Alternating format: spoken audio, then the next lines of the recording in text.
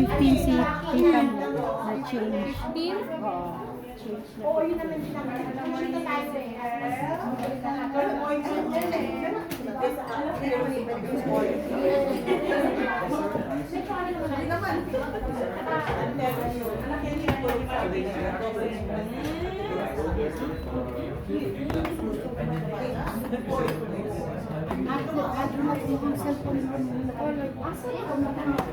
Na dito mao. Table sa tanong.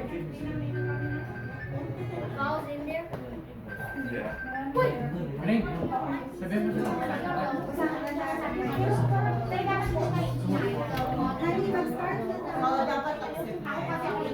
Oh, did you know last? Oh, was that your last?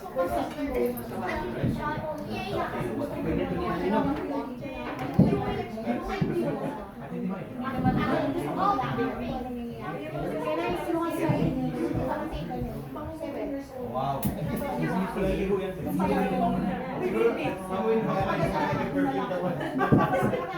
Ligo sana namin eh, kaso kaya alas 4, pero wala na.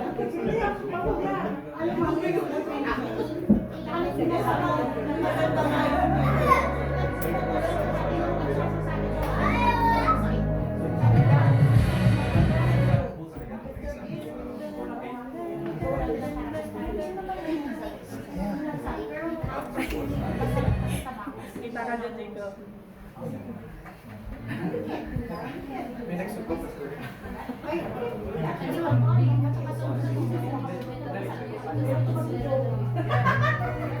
Hindi ba kalupo? Hindi ba kalento? Ate Don. Yan yung warming na rin yun.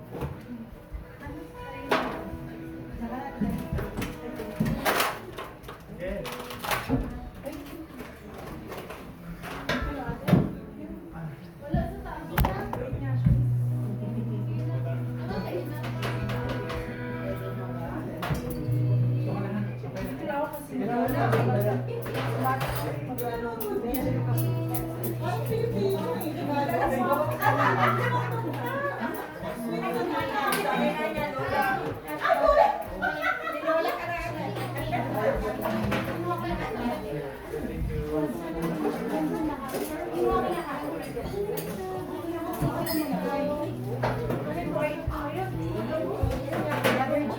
Nakakain ko ng music class.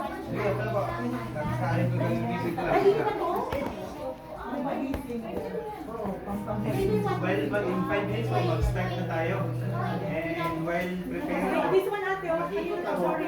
meron akong i-assign ng verses sa bawat isa para mamaya tuloy-tuloy. Okay. Sige, so gano'n na lang, diretso. So, ate, please prepare Romans 12:2. Ano kanina to din? I have extra Bible po kung sino. Hindi nakadala ng Bible, meron naman siguro sa set. Ako tita. Tama, tita. Romans 1:9-11.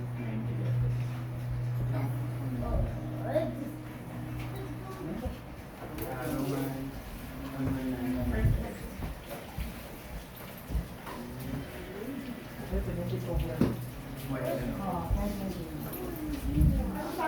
1:9-11. Romans 12:2. Verse 2. Ano tayo, nasa 40. Verse 42. Baka man pwede mo. Tapos, Video mo na. Gani, gani. Diyan lang. Picture mo ganda ko. I think sa'yo, Monica, James.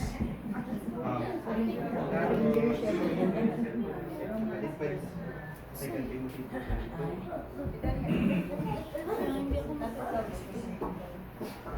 Tapos, Ate Mary, sa'yo.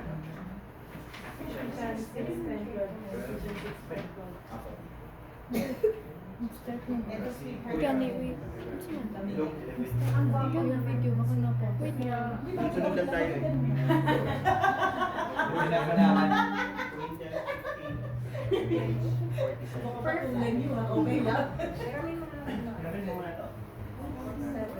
Page 47. Wala yung dumpling ko eh. Yung dumpling ko eh.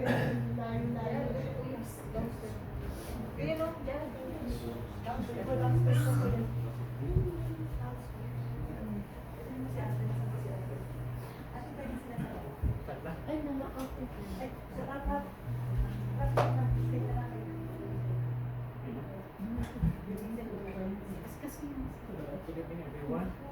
tayo. So we start with Basa na ng Bible verse. Ani. Every now and then. Sunod lang. Opening prayer.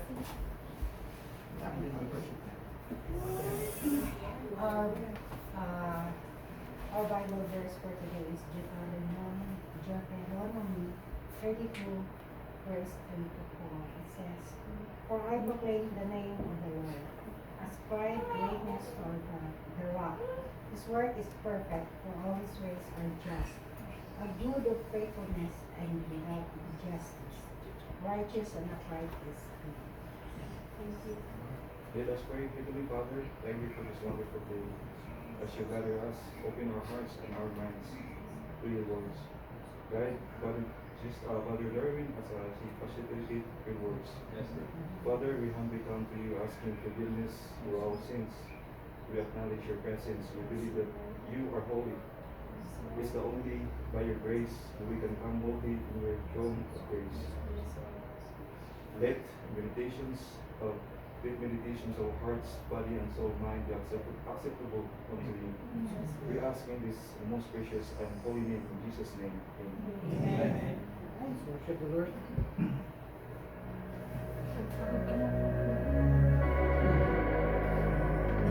Can you hear me?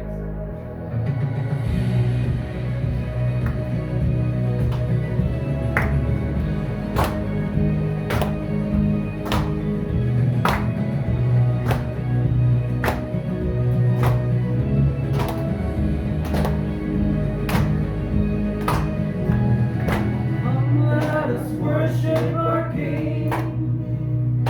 God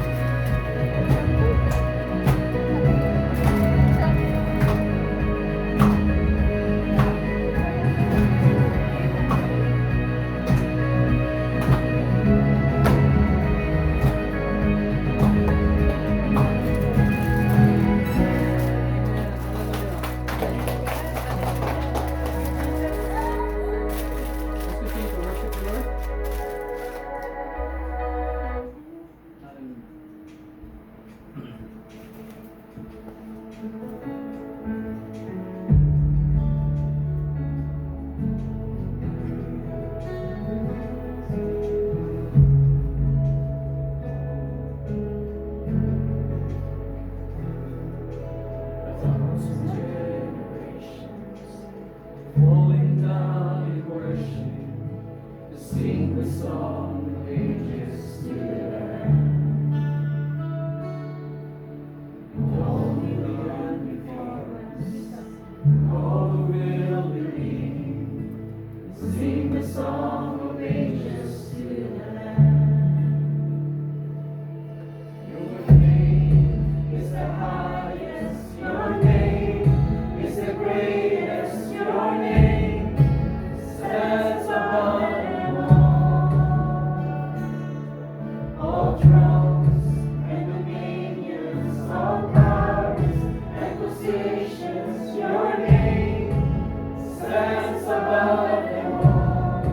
And the angels cry, holy, all creation's cries, holy, you are lifted high, holy, holy forever. You've been forgiven. If you've been forgiven, if you've been redeemed, sing the song forever to the Lamb. If you walk in freedom, if you bear His name, sing the song forever to the Lamb. Sing the song forever. Sing the song forever and amen. And the angels cry, holy, all creation's cries, holy, you are lifted high, holy, holy forever.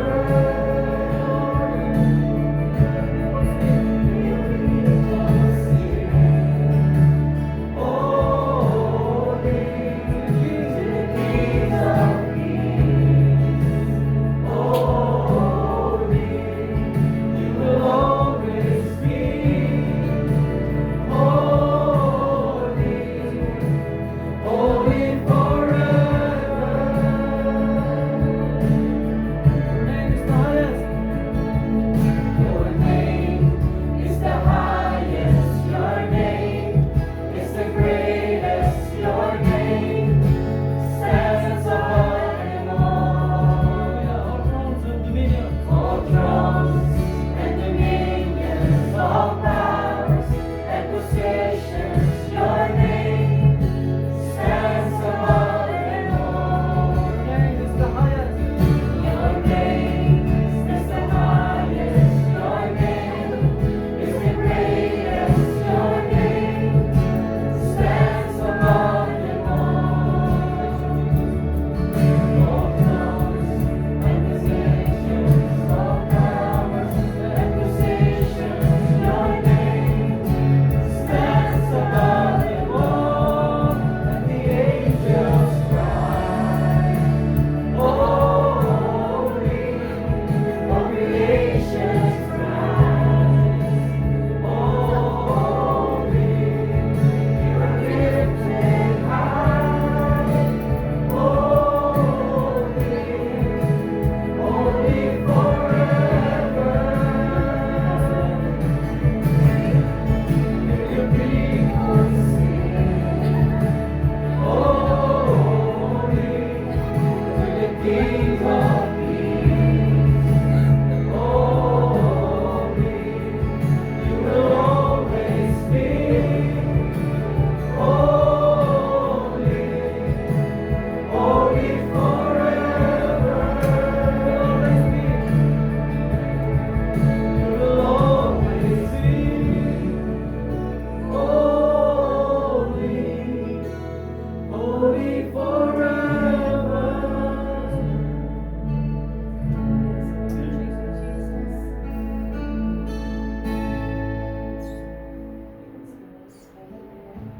You're holy, O God. Salamat po.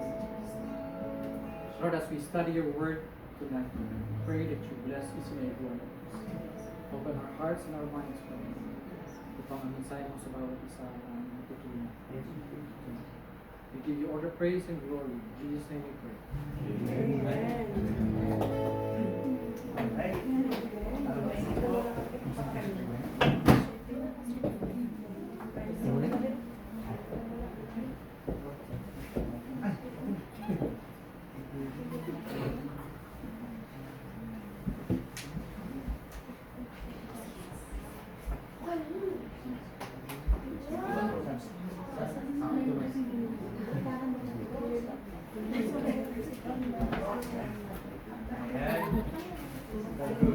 Afternoon po sa lahat and welcome sa ating session this afternoon.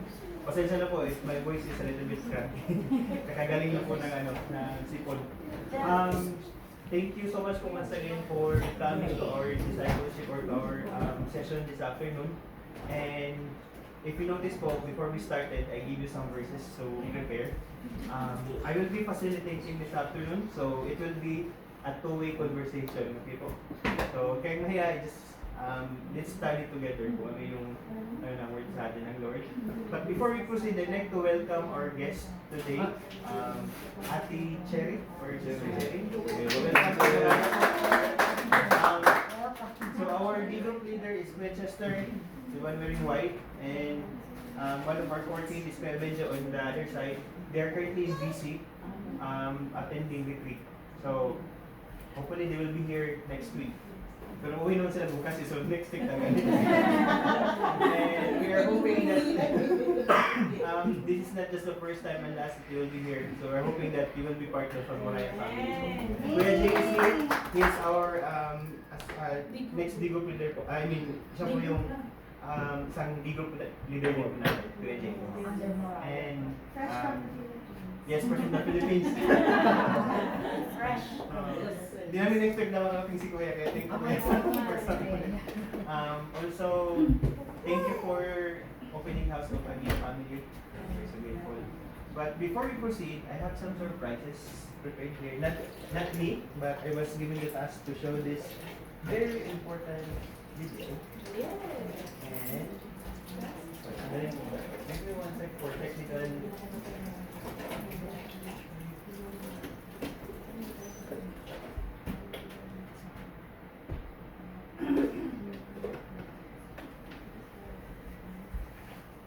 So, as we had our Mother's Day celebration last week, may mga may mga surprises pa na until now, we're still would like to share with you. Ano yun?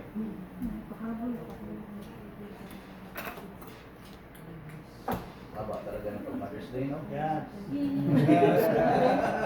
Ano yan 2.0?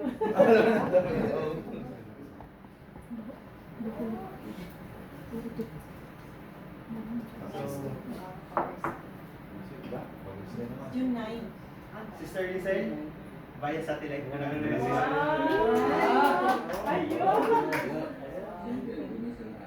Salamat ako sa Panginoon dahil sa buhay na pinagkagawa niya sa akin. Pangalawa, dahil ito ang binigay sa akin na makapasama sa aking buhay.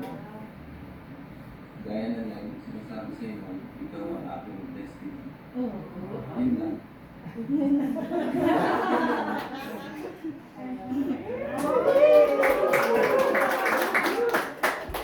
And may isang video, pasensya na po hindi ko mag-play. Ayaw mag-play sa laptop ko ngayon, but it was Happy Mother's Day from him and to your daughter. Nasa sasakyan sila. Yun lang yung parang mga short video. Alright, so if you have your GLC book, I'd like you to open it. Nice. Thank you.